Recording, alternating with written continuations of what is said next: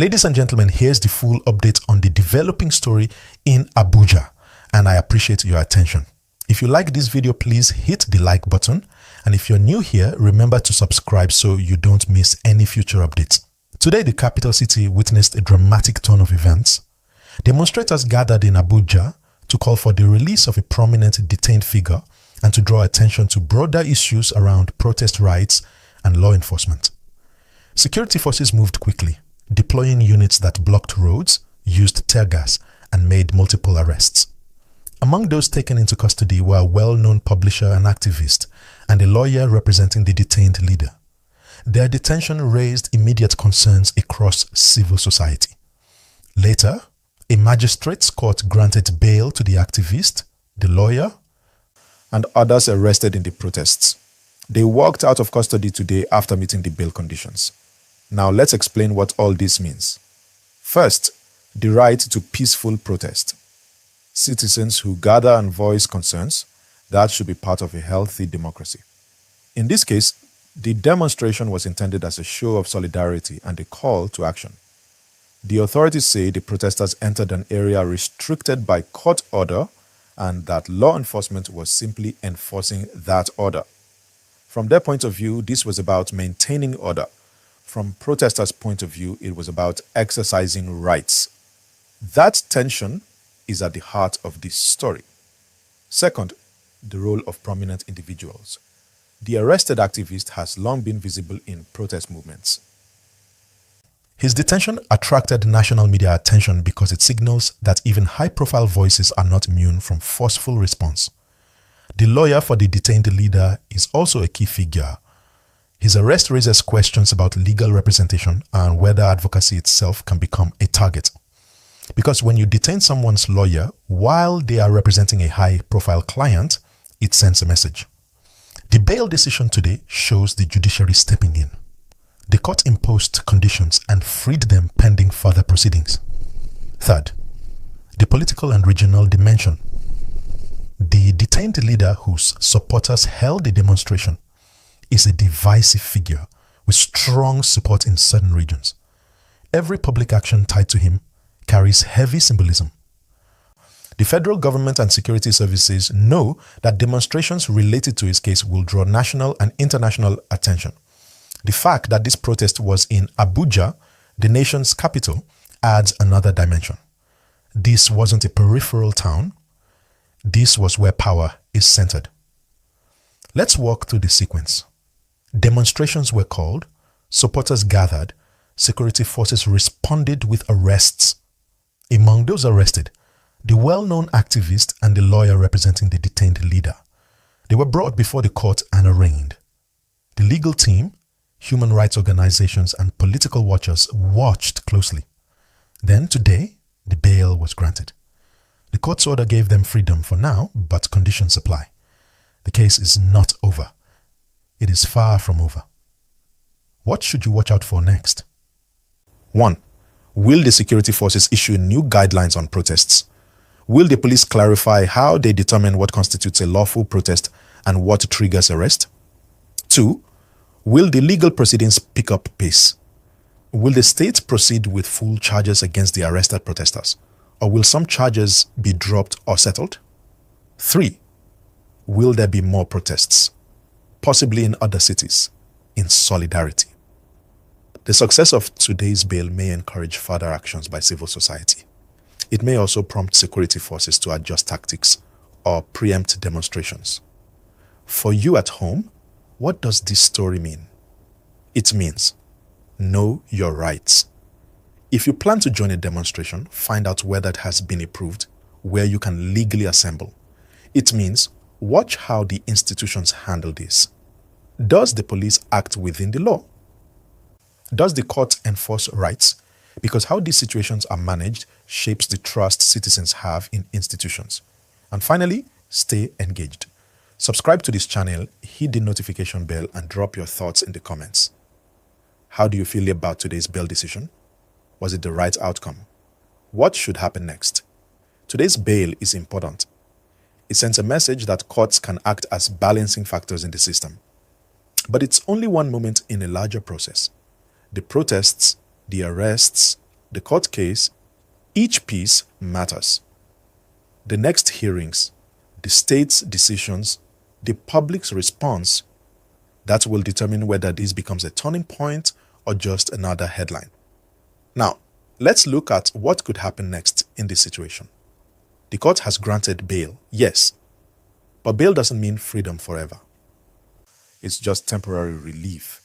The case is still in court and the state can still decide to press charges. What that means is that Sowore, Nnamdi Kanu's lawyer, and the others who were arrested will have to appear in court again. If the prosecution comes with strong evidence of any offense, even something as small as violating a court order, the case could continue for months. But if they don't, their lawyers could push for the charges to be dropped. Now, this is where things get interesting. Because in Nigeria, sometimes the legal process becomes a political process too. So when you have a popular figure like Sowore or someone tied to Nnamdi Kanu's legal team, the matter stops being just about the law. It becomes about image, message, and public perception. Everybody's watching. Politicians, journalists, even international observers. If the government handles it well, they'll look fair and democratic. If not, it'll look like suppression. That's why today's decision by the magistrate court is so important. It sends a message that the judiciary is still standing firm. Please guys, if you're following this gist, don't forget to like the video and subscribe. I really appreciate the support. Now let's talk about how the people reacted. After the court granted bail, you could literally feel relief across social media. People started posting videos cheering that justice still exists. But on the other side, some Nigerians are saying the protesters shouldn't have gone against security instructions in the first place. So, the reactions are mixed. One side celebrating freedom, another side arguing for law and order. This is always the challenge in cases like this, balancing freedom and security. You know, Nigeria is a very dynamic country. People want to speak, they want to protest, they want to express how they feel, especially when it concerns someone like Nnamdi Kanu, whose detention has been in the spotlight for years. But at the same time, the government worries about safety and wants to avoid things getting out of hand. The problem is when that balance tips and people feel their voices are being silenced. That's what brings tension. Now let's talk about Sowore a bit. This man has been through a lot when it comes to standing up against authorities. He's been arrested before, detained before, and yet he keeps going back out there. Whether you agree with his politics or not, you have to admit he's bold. He knows the risk, but he still goes out. That's why many young Nigerians look up to him. They see him as that fearless activist who won't back down. And when he got arrested again this time, people immediately started shouting online, "Free Sowore now." That tells you the kind of influence he has. And then you have Aloy Ejimakor, Nnamdi Kanu's lawyer. His arrest touched another nerve entirely. Because when you arrest someone's lawyer, it's like you're indirectly touching their right to fair representation. Lawyers' associations have already said it was unnecessary and could discourage other lawyers from taking up controversial cases. So, the court's decision to grant him bail was also a way of calming the legal community, saying, look, the system still works. But let's be honest, this matter is far from over. The next hearing will tell us where this case is going. If the charges stand, there'll be a full trial. If not, it might end quietly. But even if it ends, this incident will still leave a big question hanging. How should Nigeria handle peaceful protests? Because this issue keeps coming back. From EndSARS to student demonstrations to political rallies.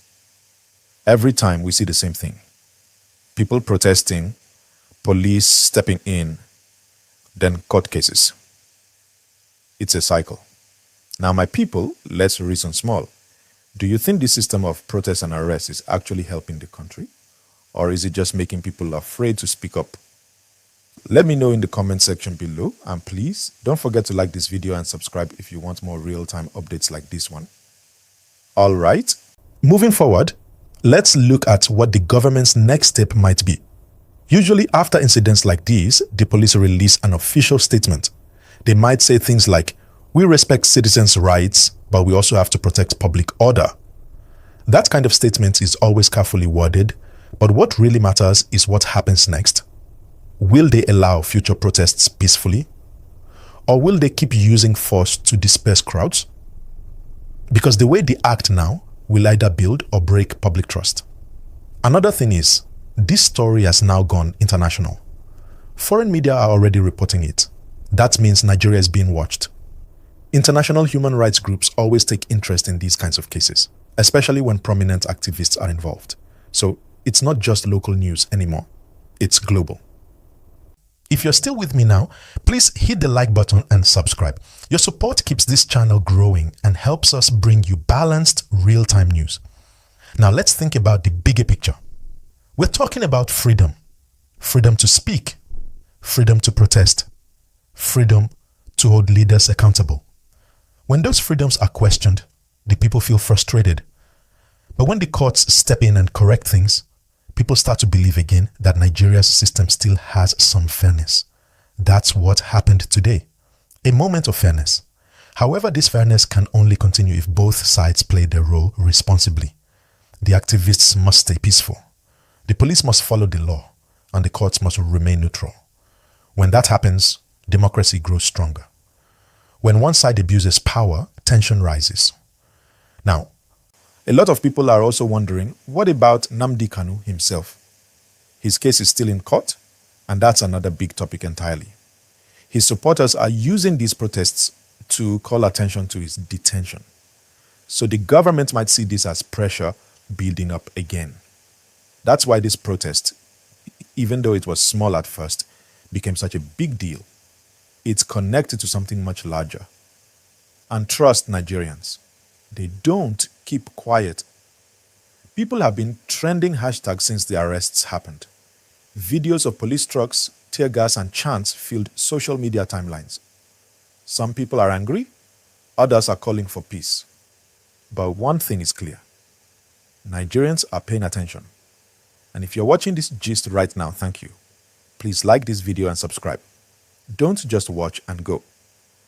We're building a community that discusses issues calmly and with sense, not insults. Now, as we continue, let's talk about the ordinary people who joined that protest. Many of them said they were tired of waiting for justice. They said they weren't there to cause trouble, they just wanted to be heard. Some even said they didn't expect Sowore or Ejimako to be arrested. They thought the police would only monitor the protest. But when the arrests happened, things escalated quickly. Later that evening, when people realized the arrests included popular names, the whole tone changed. Lawyers got involved, activists started calling the court, human rights groups released statements. It became a full-blown national conversation. That's how fast things move these days. One event in the morning, and by evening, it's trending everywhere. Now, the interesting part, when the court sat, the lawyers for Sowore and Ejimako argued that their clients were peaceful, that they didn't break any law, and that their arrest was simply because they were visible faces. The magistrate listened, looked at the charges, and decided that bail was appropriate. That's why you saw the moment of joy today when they were released. You could see smiles, hugs, relief. Even the police looked calmer after the court's ruling. But like I said, the story continues. We'll still hear from both sides. The government will likely speak again. The activists will probably organize another gathering, and the court will set a new date. Everything now depends on how everyone behaves going forward. Please, if you're still watching, drop a comment, like this video, and subscribe. I'm saying it again because your engagement really helps this channel. Now let's take a moment to look at how this kind of event shapes our democracy. In every free society, protests are part of how people talk to government. They're a sign that people care. But when protests turn into clashes, it shows there's still a communication gap. Nigeria has to find a better way to handle that. Maybe through designated protest zones, maybe through better coordination between police and organizers. Because we can't keep having tension every time citizens want to express themselves.